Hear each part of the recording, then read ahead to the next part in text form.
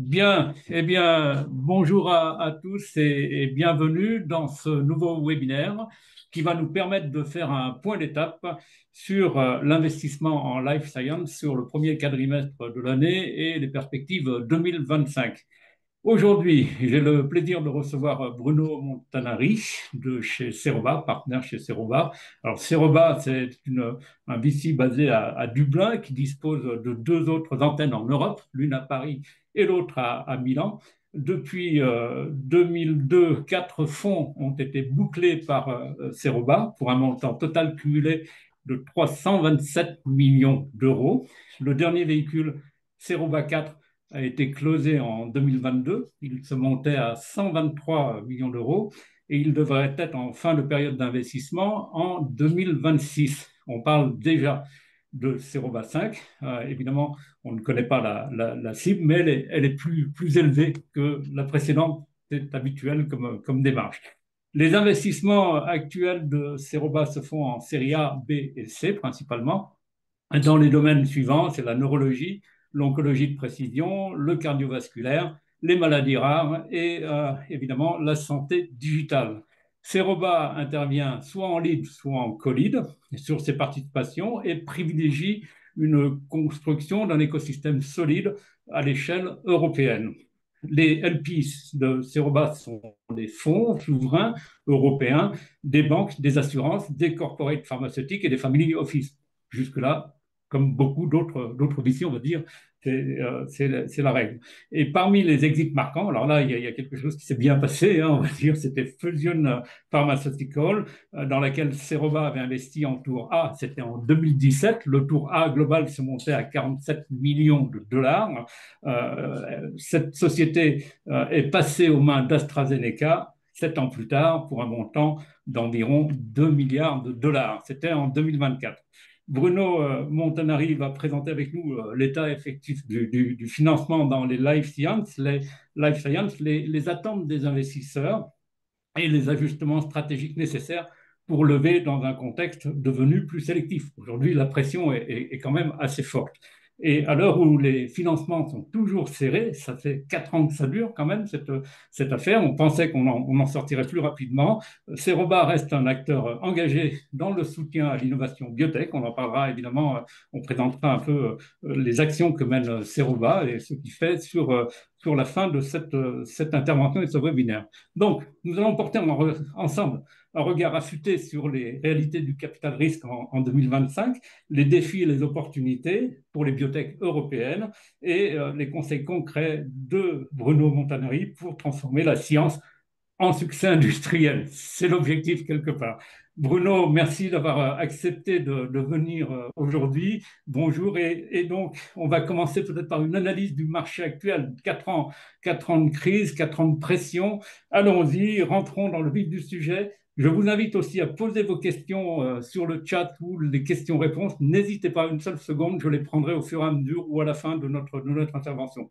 Bruno, c'est à vous sur l'état du financement. C'est à Merci toi. Jacques Bernard et bonjour à toutes et à tous. Donc, bon, malheureusement, je ne vais pas apporter des nouvelles très positives, c'est-à-dire que l'état du marché et ce que vous venez de dire, Jacques Bernard, à savoir 4 années difficiles en termes de financement, que ce soit pour les boîtes cotées comme les boîtes privées. Et malheureusement, une année 2025 qui s'annonce quelque part être de la même couleur, pour probablement les mêmes raisons sur lesquelles nous reviendrons plus tard. Et effectivement, nécessairement, cela signifie une concurrence accrue pour l'argent disponible. Et on verra au travers de ce webinaire la typologie d'investissement des différents fonds de capital risque, mais aussi éventuellement d'autres sources de financement dans lesquelles les entrepreneurs existants ou à venir, donc sur des boîtes qui pourront être montées ou des boîtes déjà existantes, et les différentes alternatives qui se proposent à eux pour assurer la pérennité de leur technologie et de leur projet. Alors, On le voit, l'argent est difficile à mobiliser. Beaucoup de biotech sont à l'étiage, hein, on va dire, les trésoreries, les disponibilités de trésorerie sont assez faibles. Pourquoi est-ce aujourd'hui si difficile de mobiliser de l'argent plus que ça ne l'était, et comment ça se passe? Alors, il y a un phénomène. Alors, si on regarde juste les marchés cotés, et bon, il y a toujours un distinguo à faire entre le Nasdaq et les marchés européens, mais d'une façon générale, sur les marchés biotech cotés, ça dépend beaucoup d'investisseurs spécialisés. Souvent, les liquidités et l'engouement vient lorsque les non spécialisés interviennent sur le secteur.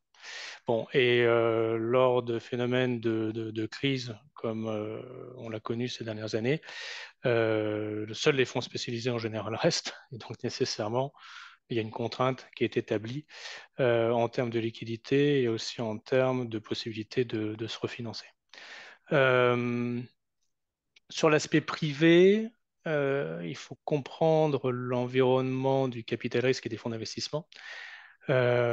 Aujourd'hui, le capital investissement est soumis lui aussi à des difficultés et lui aussi à des difficultés de refinancement pour relever des nouveaux fonds. Le mot clé, c'est ce qu'on appelle DPI ou cash on cash, à savoir combien d'argent tel ou tel fonds a pu retourner à ses investisseurs et en combien de temps. Et si malheureusement vous n'avez pas retourné suffisamment d'argent auprès de vos investisseurs, qui eux pour le coup ne sont pas nécessairement spécialisés, qui vont avoir accès à différentes opportunités d'investissement, à différentes classes d'actifs, pas simplement le private equity ou le capital risque, et notamment le capital risque dans le domaine de la santé, et bien dans ce cas-là, vous aurez énormément de mal à relever votre prochain fonds. Et donc dans un environnement, ça c'est important de le comprendre, où les fonds ont déjà un portefeuille de participation existant qu'il faut continuer à soutenir lorsqu'on croit toujours dans le projet et dans l'équipe. Ça signifie que l'argent disponible dans un dit fonds ne va être probablement sujet à un arbitrage, à savoir est-ce que je conserve plus de réserves pour mon portefeuille existant ou est-ce que je mets au travail cet argent pour de nouveaux investissements. Et dans de nombreux cas aujourd'hui, et il faudra revenir peut-être sur la typologie des fonds et la maturité des projets dans lesquels ils investissent, mais beaucoup parmi nous se posent la question, voire décident, de peut-être avoir un fonds moins étoffé en nombre de participations, mais avec une gestion plus prudente des réserves pour pas finir à sec sur des boîtes qui sont performantes en termes de technologie ou de projet, où malheureusement on n'aura plus d'argent pour les soutenir et ce qui entraînera malheureusement dans beaucoup de cas, en dehors de l'aspect purement mathématique de la dilution au niveau de la capitalisation, du pourcentage de détention du capital de la société, je dirais des aspects plus juridiques en termes de négociation avec des co-investisseurs, investisseurs, de nouveaux investisseurs, où, dans notre jargon, on peut complètement se faire rincer. Donc voilà, donc face à un domaine où finalement l'environnement des fonds d'investissement est un peu le miroir de ce qui se passe au niveau des sociétés, avec eux aussi des soucis de refinancement, il y a nécessairement beaucoup plus de prudence sur des nouveaux investissements lorsque vous avez déjà un portefeuille existant relativement étoffé. La donne et la problématique n'est pas la même sur un fonds qui vient de se créer, où alors là, tout l'argent est disponible pour créer de nouveaux investissements, et là, c'est un moment très intéressant, effectivement, pour un nouveau fonds, pour se positionner et faire des nouveaux investissements, puisque je dirais que les niveaux de valorisation sont plus que raisonnables dans beaucoup de cas, et sur des projets d'ailleurs qui peuvent être assez mûrs. Voilà.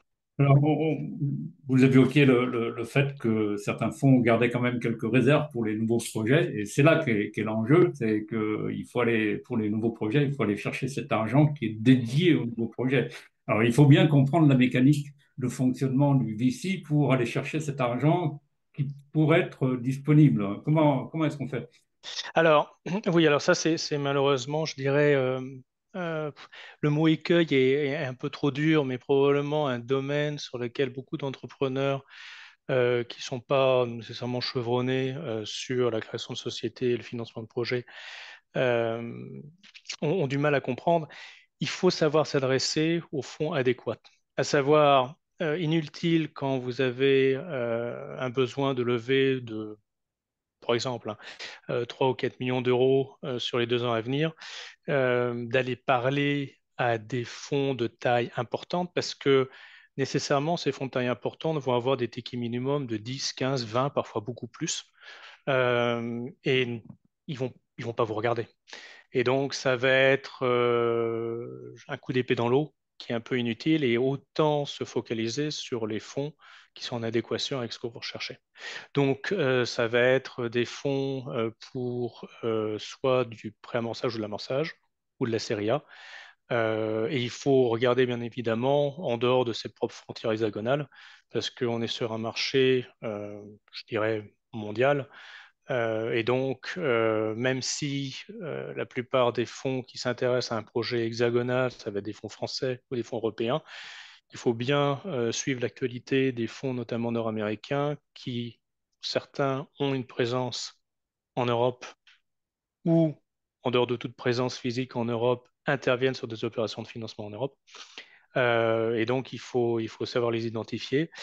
Et je dirais que idéalement, il faut pouvoir s'adresser à ces fonds avant même d'avoir besoin de lever de l'argent pour entretenir une relation et s'assurer que vous soyez vraiment en adéquation avec ce que le fonds recherche. Voilà. Alors, je discutais il y a quelques temps avec un investisseur international qui m'évoquait une chose. Il me disait, je reçois environ 1000 dossiers, on va dire, par an. Sur les 1000, il y en a 500 que je mets directement de côté, qui ne le regardent même pas. Et sur les 500 qui restent, je vais en analyser et je vais investir finalement dans trois dossiers. Voilà. Alors, qu'est-ce Mm. qui se passe? Il y a toujours des erreurs. Et s'il y en a 500 qui partent directement sur la pile de côté, on va dire, il y a beaucoup d'erreurs qui sont caractérisées. Et comment est-ce qu'on fait pour éviter ce genre de choses? Ben, déjà, il y a énormément d'informations qui est disponible auprès des sites web des différents fonds d'investissement. Donc, bien regarder la typologie d'investissement, s'assurer qu'on est en adéquation. Sinon, effectivement, vous allez envoyer un email et soit n'avoir pas de réponse, soit au mieux avoir une réponse négative. Euh, et puis, regardez aussi les investissements qui ont déjà été réalisés. Et lorsque c'est disponible, comprendre si le fonds actuel dispose encore d'argent et si vous n'allez pas vous-même, porteur de projet, rentrer en concurrence directe avec une boîte de leur portefeuille. Ça aussi, ça arrive plus d'une fois. Alors, bon, quand ça arrive, normalement, l'investisseur lève la main immédiatement et dit, ben, désolé, mais je suis déjà investisseur dans telle boîte qui, à mon avis, est une concurrente de votre projet. Donc, nous ne pourrons pas aller plus loin dans l'élaboration de la relation et de l'analyse de l'opportunité. Mais donc, il y a beaucoup d'informations qui sont disponibles. Et donc, ça éviterait effectivement d'avoir des dossiers qui, malheureusement, nous arrivent, qui sont en dehors de nos thèses d'investissement. Voilà. Et une société qui est déjà mature, qui a eu déjà des financements de la part de VC, qui va sur le marché et chercher d'autres investisseurs à l'international. Comment éviter des erreurs quand on va chercher à l'international d'autres investisseurs alors qu'on en a déjà dans son escarcelle et qu'on cherche toujours les fonds? Parce que là, Alors, il y a un vrai jeu. alors oui, alors je dirais la première chose à laquelle penser, c'est faire effet de levier auprès de vos investisseurs existants par leur réseau et les connexions qu'ils ont avec ces autres fonds. Quelque part, ils seront porteurs de bonnes paroles auprès de leur pairs pour pousser le dossier et inciter leurs collègues dans ces autres fonds à le regarder avec attention. Donc, a priori, lorsque vous avez des investisseurs qui ont un peu de bouteille et qui ont les connexions nécessaires, ils sont capables d'identifier pour vous, dans leur réseau, les investisseurs qui font sens pour la levée de fonds à venir. Voilà. Euh, une fois que vous avez écrémé ce premier niveau, qui je dirais est un niveau qualifié, et rien ne vaut quelque part l'introduction par un de vos investisseurs auprès d'un de leurs pairs. clairement. Mais si malheureusement vous n'y arrivez pas, ou il n'y a pas une dynamique qui s'installe et un momentum qui fait qu'il y a une vraie traction avec une véritable analyse du dossier de la part de nouveaux investisseurs qui vous ont été présentés par vos investisseurs existants, dans ce cas-là, il faut aller avec une analyse assez fine des autres fonds qui existent. Le souci pour un entrepreneur, c'est son temps. Son temps est précieux. Il doit gérer ses équipes, il doit gérer des projets existants, il doit gérer toute l'administration de sa boîte. Euh, et donc, il faut qu'il soit très focalisé sur un nombre limité de fonds pertinents. Donc, cette analyse en amont des fonds qui ont encore de l'argent, qui ne sont pas en conflit d'intérêts, et sur lesquels vous pouvez amener une opportunité valable qu'ils voudront, eux, avoir dans leur portefeuille, ça, cette analyse en amont est très, très importante. Sinon, dans plus d'un cas, j'ai vu des entrepreneurs s'épuiser à essayer d'ouvrir large les filets, mais malheureusement, c'est juste exténuant et c'est beaucoup de temps passé et beaucoup de déception aussi. Donc, ça peut avoir une influence assez négative sur le moral de l'équipe à un moment donné. Alors, on en parlait tout à l'heure parce que la question du temps est importante. La question du temps est reliée à la question effectivement de l'argent. On voit des tours qui font du 100 millions d'euros et souvent la justification des tours, des A plus B, souvent on a des tours conjugués A plus B ou même des tours A qui sont très élevés. Et la justification des venture capitalistes qui suivent ces tours et qui co-dirige ces tours, c'est de dire, moi, je préfère que mon manager, mon CEO, soit concentré sur l'exécution et qu'il n'ait pas à faire le tour du monde pour aller chercher de l'argent. Est-ce que c'est une réalité? Comment est-ce que vous interprétez ça?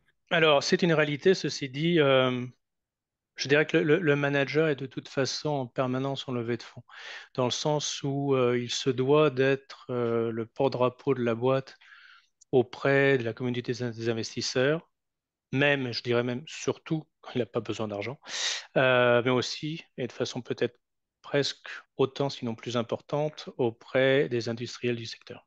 Bon. Donc il sera de toute façon sur la route. Mais il y a un point qui est très vrai, c'est que pouvoir éviter d'être en permanence dans des conférences pour rencontrer des investisseurs et demander de l'argent, c'est extrêmement précieux. Donc, avoir un tour de table conséquent avec des investisseurs, et ça c'est très important, qui ont les poches pleines et qui peuvent suivre sur le prochain tour, voire qui pourront suivre sur des bridges purement internes, si malheureusement, d'ici à ce que la boîte soit à court de cash, elle n'est pas délivrée, ou même si elle a délivré, l'environnement reste difficile pour trouver des nouvelles sources de financement. Ça, c'est effectivement important. Maintenant, est-ce qu'une boîte a besoin nécessairement de lever 100, 200 millions ou plus? Ça, c'est mon sentiment personnel.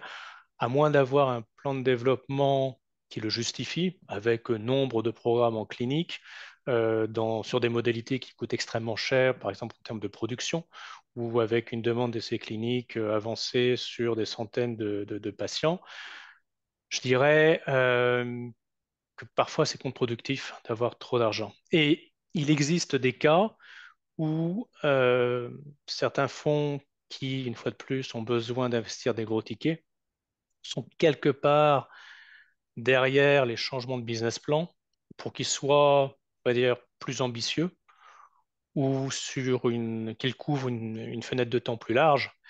Euh, il faut faire attention, il y a un équilibre à trouver avec la focalisation sur des éléments clés du BP, sur des livrables, pour éviter de se diluer et de devoir courir trop de lièvres à la fois. Et derrière, il y a aussi une question d'organisation à structurer, peut-être beaucoup plus de recrutement à gérer. Et le risque qu'on peut voir, c'est des sociétés qui grossissent peut-être trop vite. Et donc, il faut faire attention. Ok. Alors, on parle aussi du fameux patent cliff depuis quelques années. Mm. On n'arrête pas Tout le d'en temps. parler Je vais tout toujours le entendre temps. parler de ça, tout le temps. il y a ce patent cliff, effectivement. Il y a quelques opérations quand même notables et notoires dans le rachat de certaines molécules, des GLP-1 et des ADC, on va dire. C'est ce qui guide un peu ces temps-ci les gros Mm. investissements. Euh, mais du côté des partenariats industriels, il y a des choses qui doivent se passer quand même. Ça doit s'activer et c'est une piste intéressante pour les biotech qui Alors, à ces partenariats-là. puisque c'est le sujet de ce webinaire, c'est comment trouver les financements adéquats. Effectivement, je dirais il y a une typologie d'investisseurs qui sont autres que les investisseurs VC institutionnels, tels que Ceroba et de nombreux autres. Vous avez le corporate VC, donc les véhicules d'investissement des industriels de la pharma. Bon. Ça, ce sont des acteurs très intéressants avec lesquels engager une conversation. Et malgré le fait que tous vous diront qu'il y a des murailles de Chine et qu'ils ne se parlent pas en interne avec des équipes de R&D, de business, etc., ils se parlent nécessairement. Voire certains le font tout à fait ouvertement. Et c'est quelque chose de très, très intéressant pour les startups, puisque au-delà de l'aspect purement financier, vous avez accès à des équipes de R&D à différents stades, hein, qui vont apporter, je dirais, de l'information, la data, de l'input sur votre positionnement, sur vos designs d'études cliniques, sur le type de data et de endpoints que eux veulent voir. Et c'est extrêmement, extrêmement intéressant d'avoir ce genre de retour. Et je dirais que sur le côté purement financier, avoir à son capital des fonds corporate, c'est intéressant. Et l'autre élément, c'est faire des collaborations, effectivement, avec les industriels. Collaborations qui peuvent être assez précoces, hein, sur des technologies intéressantes, qui vont pas nécessairement ramener beaucoup d'argent au début, mais un argent qui sera non dilutif, donc qui sera le bienvenu. Et on peut imaginer multiplier ce genre de collaboration sur différentes plateformes. Puis ensuite, il y a du deal de licensing, je dirais aussi classique, où une société, et surtout dans l'environnement actuel, ne peut pas poursuivre tous les programmes tels qu'espérés initialement. Et donc, il faut trouver le collaborateur industriel adéquat, et ça sera une validation pour la société. Ça sera mis dans les mains d'industriels qui, pour le coup, ont beaucoup de ressources qui peuvent être mis à disposition du projet et espérons-le pour un futur succès sur des étapes cliniques à venir. Et puis là aussi, c'est de l'argent non dilutif qui, une fois de plus, est le bienvenu. Donc ça fait partie des alternatives aux fonds VC institutionnels auxquels tout entrepreneur doit réfléchir et très tôt. Et souvent, j'entends certains entrepreneurs qui, bon, peut-être par méconnaissance, mauvaise analyse des transactions, ne veulent pas trop y croire. Au contraire, au contraire, il y a beaucoup d'acteurs de la pharma qui sont assez preneurs de deals plutôt précoces, qui ne porteront pas nécessairement sur des programmes déjà élaborés par la startup, mais une technologie peut apporter une lumière très intéressante sur telle ou telle cible, sur laquelle la pharma, malheureusement, n'a pas réussi à trouver de solution et tentera le coup avec la startup. Donc il y a beaucoup, beaucoup d'alternatives. Et il y a aussi celle des fondations américaines. On voit que pas mal de sociétés en France ont bénéficié de financement de grosses fondations américaines. Je pense à Sparring Vision avec Fund for Blindness, je pense à Terra Nexus, qui ont réussi à quand même, qui mobilisent du côté de ces fondations américaines quand même pas mal de fonds, notamment aussi dans Parkinson. Par ailleurs, on a vu, C'est tout on a à vu. fait exact. C'est tout à fait exact. Alors, malheureusement, ça vaut pas pour toutes les indications dans tous les domaines thérapeutiques, mais effectivement, dans certains cas, ces fondations existent, souvent à l'initiative de familles de patients et de gens qui malheureusement ont eu à subir eux-mêmes ou dans leur famille des soucis liés à telle ou telle maladie et qui sont, je dirais, assez riches et qui peuvent effectivement permettre des financements assez conséquents. Ouais. Ce qui est intéressant aussi dans ce phénomène des fondations, c'est que ces fondations américaines souvent investissent directement dans les sociétés, ce qu'on n'a pas forcément du côté européen, où les fondations préfèrent plutôt passer par des fonds pour mieux cibler leurs investissements, on va dire. Moi, je vois tout. je vois tout. Et quelque part, je dirais pour l'actionnariat, c'est peut-être presque mieux que la fondation permette le financement de tel ou tel projet de façon non dilutive, plutôt que les faire intervenir sur la table de capi. Après, il y a des philosophies d'investissement différentes, et puis c'est aussi une affaire de négociation. Parfait. Alors, je vous rappelle, il est 17h26. Vous pouvez poser vos questions, n'hésitez pas, hein. Vous avez largement le temps et l'espace pour le faire dans le chat ou dans les questions-réponses. Euh, on va passer sur les critères maintenant, sur les critères thérapeutiques. Quelles sont les aires thérapeutiques qui mobilisent aujourd'hui, sur lesquelles sont mobilisés les VC et comment est-ce que vous analysez cette, comment dire, l'attrait des VC pour certaines aires ou pas? On est dans Mais un alors, mode. on aborde, je pense, le sujet des modes. Et Oui, c'est malheureusement un sujet délicat parce que comme toute mode, faut pas être trop en avance et trop en retard. Bon, pas être trop en avance, ça paraît évident, mais autant le dire, c'est qu'il faut quand même pour l'entrepreneur envisager un syndicat d'investisseurs. Et donc sur des thématiques qui sont peut-être difficiles à aborder parce que trop novatrices, sans nécessairement beaucoup de data soutenant les thèses d'investissement, c'est assez compliqué. Donc, il faut avoir, je dirais, accès à des fonds qui sont assez visionnaires sur les créations de sociétés, sur des thèmes extrêmement nouveaux. Bon, un exemple qui est aujourd'hui très connu, c'est tout le domaine du gene editing et de CRISPR, avec les premières sociétés qui avaient été financées par des fonds comme Atlas Venture et d'autres. Vous pouvez regarder l'historique. Et effectivement, c'était pas nécessairement évident. C'était presque une profession de foi, et il fallait une certaine vision sur comment développer ces nouveaux outils. Et finalement, ils ont tous un peu appris en marchant, mais avec des gens extrêmement intelligents et très complémentaires. La complémentarité est très importante pour un entrepreneur pour s'assurer qu'il puisse faire, je dirais, une bonne équipe avec ses premiers investisseurs. Voilà, il faut que ça se fasse en bonne entente et en totale transparence. Donc, donc, je dirais que les phénomènes de mode, ne pas être trop tôt, ça c'est un point, et puis pas être trop tard. Pourquoi? Parce que quand vous êtes un peu trop en retard en termes d'investisseurs, même en termes de boîte, alors l'investisseur, lui, va probablement se sentir obligé d'accepter des valorisations élevées et qui malheureusement s'avéreront probablement trop élevées. Alors ça, c'est plutôt quelque chose de bien pour l'entrepreneur, voire des investisseurs existants, parce qu'ils vont se retrouver nécessairement moins dilués dans la table de capi. Le souci, c'est que si vous intervenez un peu en bout de course, je dirais que l'intérêt d'investisseurs, mais aussi des industriels, est peut-être en train de passer et qu'il va vous falloir repenser la stratégie, pivoter. C'est ce qu'on a vu notamment dans la thérapie génique, où il y avait beaucoup d'engouement il y a quelques années, tout ce qui était maladie rare, voire ultra rare. Aujourd'hui, c'est compliqué en thérapie génique, en thérapie cellulaire, hein, d'aller sur des marchés trop niches avec un potentiel commercial qui n'est pas suffisamment prometteur pour X raisons sur lesquelles on pourra revenir. Et donc aujourd'hui, c'est plus des troubles avec une prévalence plus importante sur lesquels vont porter l'attention des investisseurs. Voilà.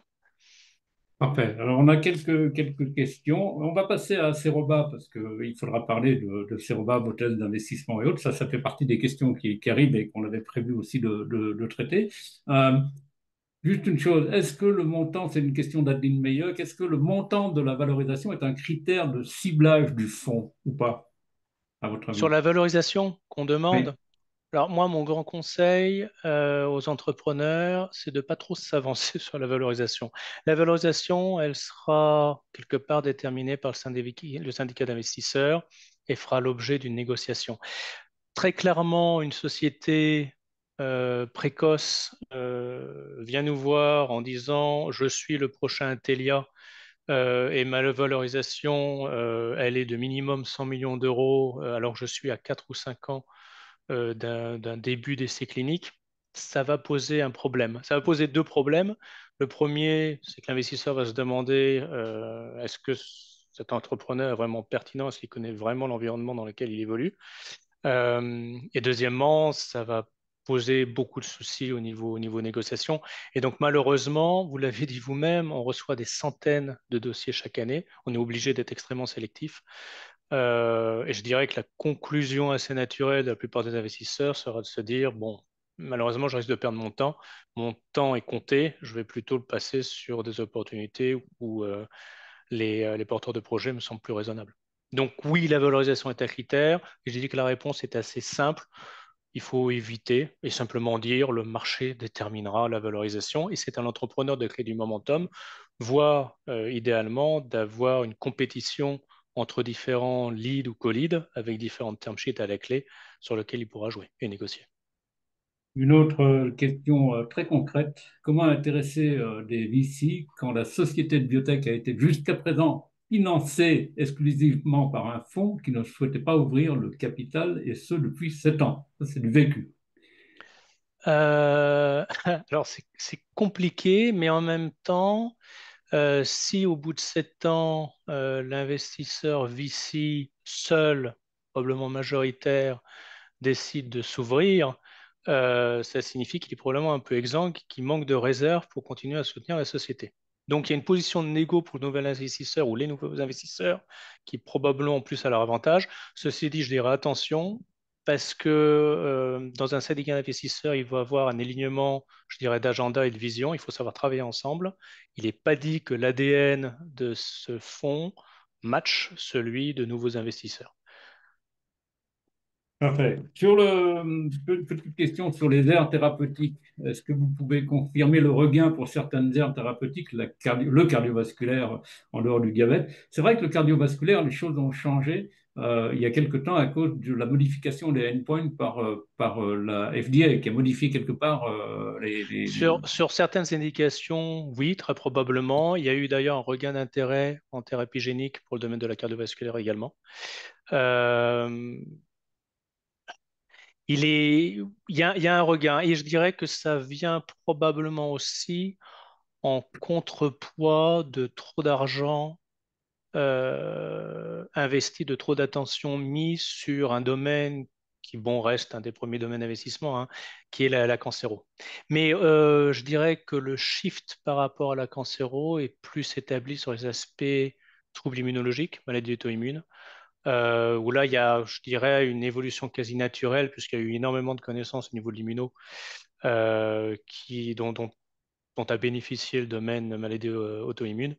Donc c'est là où on voit un shift d'attention et d'investissement porté sur le domaine des maladies auto-immunes. Bon, mais le cardiovasculaire et d'autres domaines reviennent parce que quelque part, il y a aussi moins de concurrence. Et je dirais le mapping de toutes les opportunités est probablement plus simple que la cancéro ou l'immuno-onco. Voilà. Êtes-vous confronté avec la situation américaine? Intéressant, êtes-vous confronté à des situations d'arbitrage de la part de vos co-investisseurs américains compte tenu de la situation? Écoutez, en ce moment, c'est assez complexe. Bien malin celui qui saura où est-ce qu'on s'en va et quels seront les impacts. Il y a différentes analyses qui ont été menées pour essayer d'envisager l'impact sur les coûts de transfert, sur des ingrédients, des matières premières, sur éventuellement l'impact du prix d'un produit final. Bon, nécessairement, ça ne va pas aider. OK? Mais je dirais que parmi les constantes, on, on sait déjà que développer un médicament aux États-Unis est 2 à 3 fois plus élevé qu'en Europe. D'accord? D'où d'ailleurs des stratégies d'investissement qui font sens, où on garde la majeure partie de la R&D en Europe et on développe les stades ultimes et toute la partie managériale plutôt aux États-Unis. On pourra revenir là-dessus, pour essayer de tirer le meilleur parti des deux continents sans avoir engendré des frais assez colossaux de développement aux États-Unis. Bon, donc ça, les problèmes tarifaires vont pas changer la donne là-dessus. Bon. Donc oui, probablement, ça risque de coûter plus cher. À quel niveau exactement? À voir, surtout qu'en ce moment, l'administration américaine annonce quelque chose, ensuite revient dessus. il y a un flou, donc c'est très difficile de statuer là-dessus. Bon, malheureusement, je dirais que ça incite plus à la prudence et la prudence n'incite pas au déploiement de l'argent de façon aisée. Donc, ça risque de rendre les investisseurs un peu plus frileux pendant un certain temps jusqu'à ce qu'on y voit plus clair. Bon, c'est très vrai sur les marchés financiers, mais c'est très vrai sur le marché privé aussi. Enfin, il faut venir au cœur du sujet. C'est aussi des questions qui se posent et c'est normal.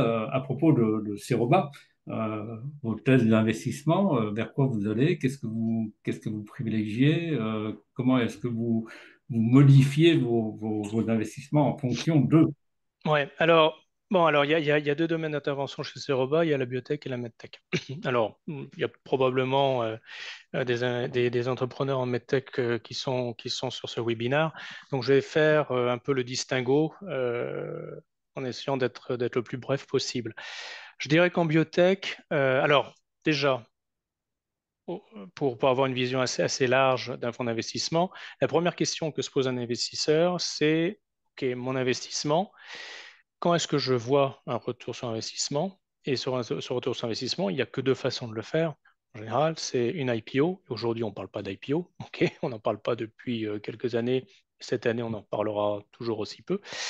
Ou c'est le M&A, donc une transaction où la boîte dans laquelle j'investis se fait acquérir par la pharma. Bon. Donc, sur le domaine de la biotech, je dirais que les fondamentaux sont toujours extrêmement porteurs. Donc, il y a de l'appétit de la part de la pharma, il y a beaucoup d'argent qui est disponible. Vous avez parlé du patent cliff qui existe depuis de nombreuses années.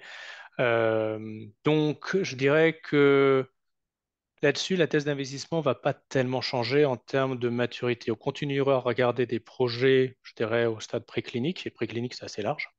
Maintenant, il y a une variable qui rentre en jeu.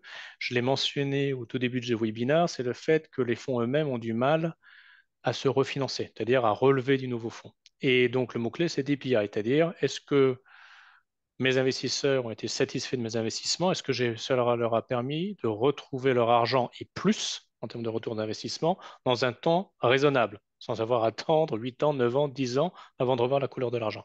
Et donc, ça signifie que nécessairement pour des fonds qui étaient plus sur la série A, voire série B, et sur des programmes plus peut-être découvertes ou précliniques, comme ça l'a été très souvent le cas pour Ceroba, aujourd'hui, il y a un grand panachage et il y a beaucoup d'opportunités qui viennent à nous naturellement, qui sont déjà au stade clinique, sur des extensions de série B ou des séries C. Et donc, on s'est naturellement positionné sur ce type de projet. Et donc, à l'avenir, ce panachage sera renforcé. Et donc, on sera un peu plus large sur les nouveaux investissements en termes de maturité. Le monde de la MedTech est un monde extrêmement différent. C'est-à-dire qu'il y a eu une consolidation ces 10-15 dernières années avec des grands acteurs corporate du milieu de la MedTech qui se sont rapprochés les uns des autres, fusionnés, acquisitions. Et donc, malheureusement, le milieu MedTech se retrouve très souvent face à une situation où il y a très peu d'acquéreurs. Bon. Et des acquéreurs qui sont très souvent assez frileux pour prendre et se porter acquéreur de sociétés qui sont encore au stade de R&D. Et donc, ce qui s'est passé naturellement ces dernières années, c'est que les investisseurs, contrairement à la thèse d'investissement initiale, ont été obligés de continuer à financer les sociétés medtech de leur portefeuille jusqu'au stade de pré-commercialisation et de commercialisation, avant qu'un acteur de la medtech se décide à se porter à cœur de la dite société. Bon, et ça pose un souci, puisque ça signifie nécessairement plus d'argent à investir et aussi des temps qui se sont énormément rallongés jusqu'à ce qu'on puisse avoir un événement de sortie et de retour sur investissement. Bon, et là-dessus, malheureusement, Ceroba ne diffère pas de la plupart des fonds. Le time to exit est clé. Et aujourd'hui, sur la partie MedTech, on ne considérera un premier investissement que dans des sociétés qui ont disponible des données first in man, un design freeze, mais aussi de façon importante, je dirais, un plan bien pensé pour un enregistrement sur les États-Unis. Un plan, je dirais, qui est purement marquage chez eux, commercialisation en Europe, sera beaucoup moins intéressant pour Ceroba. Voilà, donc ça fait partie de l'évolution de nos thèses d'investissement, soit au sein d'un fonds lors de la constitution d'un portefeuille, soit pour le ou les fonds à venir. Et donc, il faut savoir être, je dirais, agile et s'adapter. Parce que si vous restez dogmatique, à l'évidence, il y aura quelques soucis en termes de pérennité pour vous et votre équipe. Il y a peut-être une brèche qui est intéressante, là, parce qu'on a vu des fonds, effectivement, comme vous le disiez, des fonds pure medtech qui ont été quelque part contraints par cette évolution de l'investissement dans la medtech, qui se sont dit, je vais m'ouvrir un peu plus à la biotech. Je vais carrément m'ouvrir à la biotech parce que je n'y étais pas avant et je vais y aller. Tout à fait, tout à fait. Ça, c'est intéressant C'est ce aussi. qui s'est passé. Effectivement, j'ai en tête quelques fonds qui ont fait ça. Nous, c'est Europa, on reste sur 70% biotech, 30% medtech. Mais on veut rester dans la medtech. Et c'est important pour nous parce que souvent, dans de nombreux domaines thérapeutiques, de nombreuses indications, il faut suivre l'évolution, que ce soit au niveau pharmaco, mais aussi dispositifs médicaux sur la prise en charge d'un patient. S'il vous manque une des deux facettes, dans votre analyse, vous avez loupé quelque chose. Et probablement le positionnement de votre projet, qui malheureusement n'est regardé que sous un angle et pas les deux, il y aura un souci et malheureusement un souci que vous allez apprendre tardivement et à vos dépens. Voilà. Il se trouve que Ceroba a eu plutôt le nez creux sur les investissements réalisés en medtech. On a eu beaucoup de succès opérationnel. On a un très bon réseau d'affaires, que ce soit sur l'Europe, mais aussi en Amérique du Nord. Donc, ça nous paraît justifié de poursuivre nos investissements en medtech. D'autres sont complètement sortis de la medtech pour le coup. Voilà. Bon. Justement, pour poursuivre dans cette voie, dans le screening des fonds medtech qui risquent de s'ouvrir un peu aux biotech, quels sont ceux qui sont plus sensibles, s'ils sont sur les zones sensibles qu'on peut les draguer si on cherche des fonds? Bah, de toute façon, déjà, ils vont annoncer la couleur. Ça se passe pas du jour au lendemain. Et puis, on est quand même relativement transparent sur les fonds qu'on lève et la stratégie d'investissement. Bon, donc, normalement, en cherchant un peu sur le web, vous allez trouver ces fonds qui étaient, il y a encore quelques années, peut-être purement medtech et tout d'un coup s'ouvrent à la biotech. Soit parce qu'ils l'ont annoncé très clairement lors de la création d'un nouveau fonds avec un premier closing ou juste un seul closing final, soit parce que vous avez loupé la news, mais par contre, sur les premiers investissements réalisés, vous vous rendez compte que ah bah tiens, c'est bizarre, c'est de la biotech et je pensais qu'ils étaient medtech. Bon, donc ils sont assez faciles à identifier. C'est pas un sujet. Le sujet qui est clé, par contre, c'est de vous assurer, parce que la question de trouver les fonds, ça, le mapping des fonds, il peut être fait assez facilement, en prenant le temps et puis en discutant avec différents acteurs.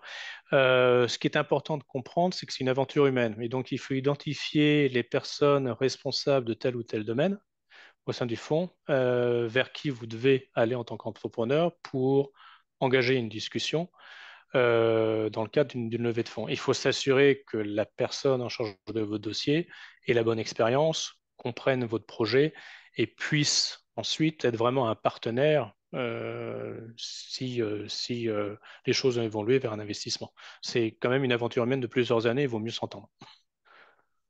Parfait. Alors, on va reprendre le fil des questions. Fabrice Bochen nous demande s'il vaut mieux lever 1 million d'euros, d'un côté trancher 1 million d'euros avec des BA, du crowdfunding, des fonds locaux, fonds d'amorçage, puis 4 millions avec des fonds locaux, puis 20 millions en étapes successives, ou bien aller chercher 25 millions tranchés en 1, 4 et 20 selon les milestones. Alors, euh, il y a une expression en anglais qui est terrible, mais qui est très vraie, c'est beggars are not choosers.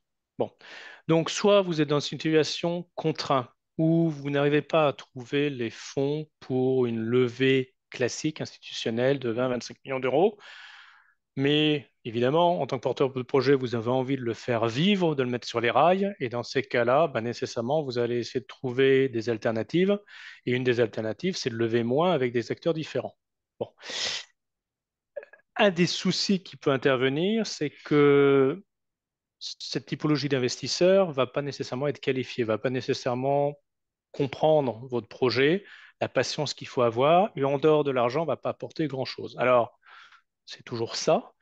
Malheureusement, ça peut apporter une complexité supplémentaire lorsque le projet sera un peu plus abouti et que là, pour le coup, l'entrepreneur reviendra vers du fonds institutionnel classique. Parce que le fonds institutionnel classique va regarder la table de capi, le typologie d'investisseurs, la gouvernance aussi, et il va y avoir probablement un peu de boulot à faire. Bon, voilà, il faut le savoir. Il n'y a pas de règles, tout est faisable, mais il faut être bien conscient et anticiper ce genre d'éventuels soucis. Bon, après, c'est une question de discussion, de clarté. Et si l'entrepreneur est parfaitement conscient de cela et a un discours, je dirais, clair et structuré vis-à-vis de l'investisseur institutionnel dans une vraie, entre guillemets, série A, il ne devrait pas y avoir trop de soucis. Après, il faut éviter qu'au niveau gouvernance ou actionnarial, certains de ces premiers investisseurs peu qualifiés qui ne comprennent pas trop vraiment l'écosystème, l'environnement et le futur de la boîte ne posent pas souci. Bon, mais ça, c'est à l'entrepreneur, en termes de choix et de communication avec ses premiers investisseurs, de faire le job. Alors, je vais regrouper deux questions de Sébastien Lanier qui, d'une part, me demande si, quels sont les champs, les aires à la mode, les aires thérapeutiques à la mode ces derniers temps. On a évoqué tout à l'heure GLP-1 et les ADC, c'est quand même deux axes qui sont intéressants. Oui, il y a la radiopharma aussi qui revient très fort dans le domaine de la cancéro. Vous allez avoir, je l'ai mentionné déjà, tout ce qui est maladie auto-immune, avec différentes modalités. Ça peut être des approches entre guillemets classiques ou alors des approches plus complexes de thérapie cellulaire. Bon, voilà. Donc ça, c'est effectivement des domaines qui sont assez forts et sur lesquels les investisseurs sont assez gourmands en ce moment. Mais Et une deuxième, fois de plus, faire très attention au phénomène de mode. Très attention. Parce qu'il faut bien voir aussi quelque chose, c'est qu'en général, ces phénomènes de mode entraînent pléthore de dossiers. Et donc, ça devient peut-être un peu plus compliqué pour savoir se différencier et attirer l'attention des investisseurs qui, pour le coup, chaque semaine, vont recevoir des nouveaux dossiers. Il faut faire attention. Le timing est encore clé là-dessus. et on voit aussi dans ces phénomènes de mode des sociétés qui ajoutent juste le mot pour attirer l'attention, mais qui Ouais. n'ont rien de solide derrière, si on peut Ah dire ça ben, comme ça. ça c'est un écueil, il faut absolument l'éviter. Parce que immédiatement, l'investisseur, il est quand même pas tellement idiot, il en a vu passer. Et c'est bon, ça rend les porteurs de projets peut-être un peu moins crédibles et c'est dommage de se griller en faisant ça. Il faut rester sur ses bases, sur ses fondamentaux et raconter une histoire qui a de la substance. Parfait. Deuxième volet de la question de Sébastien Lanier. Est-ce que vous êtes attiré plus par les molécules nouvelles ou par les programmes moins risqués de type association ou repositionnement avec les mêmes Non, molécules? nous, tout ce qui est association en positionnement, c'est extrêmement compliqué. La raison est la suivante, une fois de plus, il faut revenir aux fondamentaux de ce que recherche l'investisseur et comment est-ce qu'il assure la pérennité de son fonds et de son équipe. Et donc, ce sont donc des retours investissement qui interviennent aujourd'hui en grande partie, voire dans le seul cas, c'est l'acquisition par la pharma. Donc, que regarde la pharma? Bah, la pharma, elle aime des projets sur lesquels il y a des brevets principes, composition of matter forts. En dehors de l'intérêt, je dirais, mécanistique, scientifique, de faire des combinaisons de molécules existantes soit dans le domaine dont les brevets sont tombés dans le domaine public, voire des molécules qui malheureusement ont échoué dans des premières indications et sur lesquelles le temps de vie des brevets principes reste court. Le problème, c'est que quand on regarde de près le nombre de sociétés qui ont développé ce type de projet et avec qui il y a eu des collaborations avec la pharma, voire des acquisitions, il n'y en a pas beaucoup. Il n'y en a pas beaucoup. Donc, vous limitez le champ du possible en termes d'acquisition in fine de la société. Donc, l'investisseur regarde ça avec beaucoup de précaution. Et en général, ce n'est pas le genre de projet qui ont, je dirais, la priorité. Bon, il y a toujours des exceptions qui confirment la règle, mais il faut faire attention à ce genre de tes investissements. Ça ne résonne pas beaucoup, beaucoup chez beaucoup de fonds. Donc, nous, on est très, très porté sur l'innovation. L'innovation, et puis avec des brevets assez forts, brevets Princeps. Le meilleur moyen de contacter les venture capitalistes américains, c'est lequel? Où les valorisations sont supérieures à celles de la France et de l'Europe en général. Il faut aller à la JP Morgan ou comment? Alors, je dirais que la volonté d'attirer des investisseurs américains pour avoir des meilleures valorisations, c'est pas une bonne motivation. C'est pas pour ça qu'il faut aller voir les Américains. Il faut aller voir des investisseurs américains parce que il y a beaucoup de fonds qualifiés avec des gens d'expérience de ces fonds américains et vous-même avez un plan d'américanisation de votre boîte. OK? Euh, Ça, c'est un premier élément.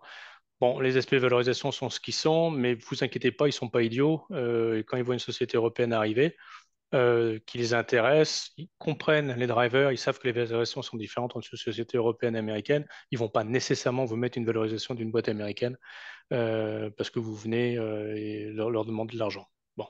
Donc, comment les rencontrer? Rien de tel. Alors, soit, une fois de plus, je reviens sur mon point précédent, dans vos contacts ou vos investisseurs existants, vous pouvez avoir une introduction qualifiée, très bien. Donc ça, c'est le meilleur des moyens. Sinon, allez aux conférences aux États-Unis et allez à leur rencontre. Donc, il y a toujours des plateformes de partnering. Les investisseurs sont sur les plateformes, vous les contactez. Il y aura des drinks, il y aura des dîners, il y aura des discussions dans les couloirs. Allez-y. La présence physique est toujours mieux. Mais une chose importante déjà anticipée, c'est que ça prendra beaucoup plus de temps pour les rencontrer et, je dirais, entretenir la relation que ça ne sera pour des investisseurs européens. Pourquoi? Bah, parce que eux, ils ont à faire face à un deal flow très important de boîtes américaines, pour lequel d'ailleurs c'est souvent leur raison d'être en termes de tels investissements pour leurs fonds. Donc une boîte européenne qui vient pour la mettre au-dessus de la pile, soit ça vient parce que dans le réseau, ce sont des investisseurs qui se connaissent, qui ont fait du business ensemble, et dans ce cas-là, ils regardent avec attention. Mais souvent, pour être en haut de la pile, il faut entretenir une relation, montrer que vous délivrez ce que vous avez annoncé. Et souvent, la règle veut qu'il faut s'y prendre 2 ans à l'avance, quand vous ne connaissez pas les investisseurs américains, pour commencer à entretenir ces relations, montrer que vous valez le coup d'être suivi et envisager éventuellement un financement. On revient un tout petit peu sur Ceroba avec son ticket moyen dans les biotech. Alors, nous, on investit de façon classique, biotech comme medtech, hein, 5 millions d'euros, pas à peu près, ou un peu moins, un peu plus, ça dépend, pour un premier tour. Et sur les refinancements, on a, mais ça c'est un peu une règle de base, mais 5 millions pour les tours qui suivent, mais ces 5 millions sont extrêmement flexibles. Ça va dépendre aussi de l'état du portefeuille, d'autres sociétés. Il y a des sociétés desquelles on sort, qui ne nécessitent plus réserve, donc qui peuvent être réallouées sur le reste du portefeuille. D'autres, malheureusement, qui n'ont pas fait l'objet de sortie, mais l'objet d'échec. Bon, bah, nécessairement, là aussi, ce sont des réserves qui sont à nouveau disponibles. Donc voilà, donc la règle, c'est 5 plus 5 chez nous. Parfait. Et vous sentez, on change un peu de sujet, vous sentez une appétence des VC corporate de pharma pour le digital health ou pas? Très moyen, très moyen. Les fonds de corporate avec lesquels on discute, c'est en général pas leur souci principal et pas ce qu'ils recherchent. Voilà.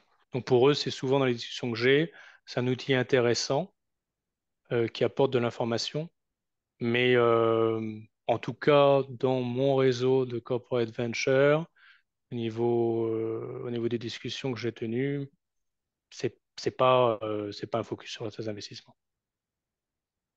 Parfait. Je profite d'une question d'Anne-Lynn Meilleux qui demande si l'origine géographique ou géopolitique du fonds est un critère de ciblage, faire travailler des fonds chinois, US, européens encore possible. On a vu que les Chinois ont une sacrée montée en puissance quand même sur les best-in-class, hein, avec des accords de licence qui se sont vraiment multipliés ces derniers temps. En 10 ans, je crois que c'est passé de 0 à, ou de Mm. 10 à 30% ou de 0 à 30%. Certains investisseurs disent d'ailleurs que pour s'en sortir, l'Europe devra plus produire de first in class que de best in class, parce que le best in class, c'est un marché qui risque d'être difficile. Est-ce que vous suivez cet avis-là et par rapport à la question de l'origine géographique et du ciblage des fonds, comment est-ce que vous voyez les Alors, choses?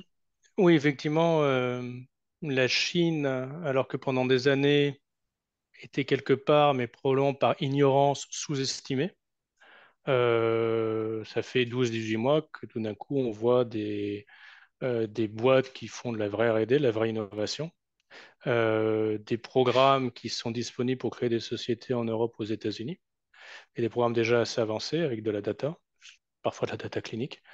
Donc oui, clairement, la Chine est rentrée, je dirais, dans le jeu international et fait partie d'une géographie qui, nous, en tant qu'investisseurs, on se doit de suivre. Sauf que pour une analyse de marché, la concurrence, il faut regarder ça de près. Bon, alors après, la question, je la saisis mal. Est-ce que la question, c'est je suis start-up française, est-ce que je dois aller voir des fonds chinois? Oui. Je vous dirais bon courage. Parce que autant ça met beaucoup de temps pour aller voir et entretenir une relation avec des fonds américains, autant avec les fonds chinois, je dirais qu'il y a un aspect culturel très différent, des façons aussi de faire le business qui ne sont pas nécessairement les mêmes, et donc ça va prendre du temps, beaucoup d'attention pour entretenir une relation de confiance, et c'est mutuel. Je dirais que les investisseurs chinois ont besoin aussi de mieux sentir les équipes managériales, les projets et d'être en confiance. Donc, il y a, voilà, je dirais que le différentiel est plus important entre des cultures asiatiques et occidentales que ça ne l'est sur des projets où vous allez rencontrer des investisseurs américains quand vous êtes une startup française. Donc, une Parfait. fois de plus, la priorité du temps, un temps qui est précieux et clé, je dirais qu'il y a déjà fort à faire en termes de fonds européens américains. Si d'aventure une startup française a accès à des fonds chinois, très bien, mais sinon, c'est peut-être pas la priorité. On va terminer par une question de Monsieur Petitot, David Petitot. C'est comment est-ce que vous diagnostiquez le challenge du DPI auprès des LPs? Pas assez d'industriels consolidateurs en Europe dans un marché où les IPO sont fermés. Est-ce que la mise en place de secondary aiderait dans le venture? Mais Et c'est on ce qui est en termine. train de se passer. C'est effectivement ce qui est en train de se passer. Il y a beaucoup de fonds qui sont en train, dans le domaine de private equity d'une façon générale, aussi dans le venture, d'envisager effectivement la cession dans des opérations secondaires de leur portefeuille, voire au niveau de leur LPs, des investisseurs dans un fonds, faciliter, je dirais, un retour sur investissement par une opération secondaire sur la position du LPs dans le fonds. Donc oui, très clairement, il y a beaucoup de discussions qui sont en cours. En général, c'est assez discret et quand c'est réalisé, il n'y a pas trop d'annonces dessus, mais c'est une façon de rendre l'argent à ses investisseurs et d'essayer de continuer l'aventure et d'assurer la pérennité du fonds et de l'équipe. Finissons avec les prochaines annonces de Ceruba, des nouvelles Ben, d'excellence. il y aura un nouvel investissement qui va être annoncé dans les semaines qui suivent. Voilà. Et puis, on espère, d'ici la fin de l'année, c'est plutôt bien parti, je dirais des collaborations entre nos startups et les industriels de la pharma, voire peut-être une sortie à suivre. Plus facile à dire qu'à faire, mais voilà, c'est une route qui est longue, un peu fastidieuse, mais en général, on commence à voir le bout du tunnel, sur ça, dans certains cas. Bruno, encore merci pour cette intervention. On a largement rempli cette heure avec beaucoup d'intérêt et beaucoup de questions qui se sont posées. J'espère qu'on vous retrouvera, enfin Bruno, je suis sûr qu'on va vous retrouver au Health Tech Acceleration Summit, puisque vous en êtes Ouais, un des tout à sponsors. fait. Avec Seroba et Maud Lazare. Et on sera ravis de vous accueillir. C'est donc le 26 juin prochain et ça se passe à l'Institut du monde arabe à Paris. Bienvenue, vous pouvez vous inscrire quand vous le souhaitez également. Merci encore pour ce bon moment et cet Merci, Jacques échange Bernard. constructif et à très bientôt à tous. À Au bientôt. revoir. Au revoir.